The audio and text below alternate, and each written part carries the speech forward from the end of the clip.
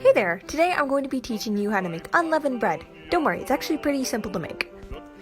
The first thing you want to do is preheat your oven to 425 so it can be heating up while you're making the rest of the food. Next, lay out your baking pan and get a big sheet of parchment paper to go on top of that. You're going to need a third cup of oil, a full cup of flour, a third of a cup of water, and an eighth of a teaspoon of salt for your ingredients. Next, remember to move your pan because you forgot to get it out of your cooking area. Then grab a large bowl, a couple teaspoons, and this weird bread mixy thing. I don't know what it's called. Remember to grab your instructions and your supplies. First of all, we are going to dump the flour in, followed by the oil. And then we're going to put our eighth teaspoon of salt, which I actually had to pour into a fourth of a teaspoon.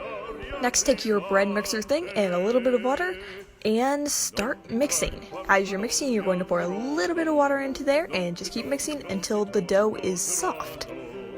Don't really worry about adding too much water in there. You're only going to need a little bit. You can add as much as you like or as little as you like, but you don't have to go too heavy on the water. Use it pretty sparingly because this stuff will be soft in no time. It takes a wee bit of time to mix it all up, to get it real mixed and real looking good, but it is pretty nice once it's done. It'll have a bit of a sticky texture. Take your newly made dough and just roll it into 6 even parts. You can roll them into little balls and drop them on the plate, and then you're going to pat them out into little patties. I found the really quick pats work really well. Then realize that your hands are completely covered in oil and go wash them for the sake of washing them. Also, don't eat the dough. I learned this lesson the hard way. It tastes like flour paste.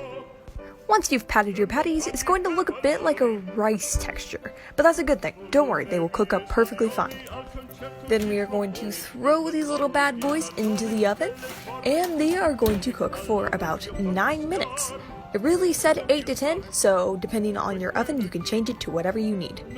While your bread is cooking, be a conscientious cooker and clean the dishes. You have 9 minutes to spare. You have time to clean.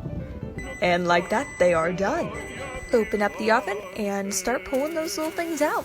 You can let them cool for a minute. We did not let them cool, at all, and it still worked.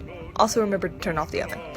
Next, depending on how you want your communion bread to look, you can score it like we were doing and then cut it into little bits. I tried to steal a piece, but it was really hot, and then when I ate it, it tastes a little bit like the chips that go with wonton soup. Overall though, we very much approve this. It's actually a pretty good recipe.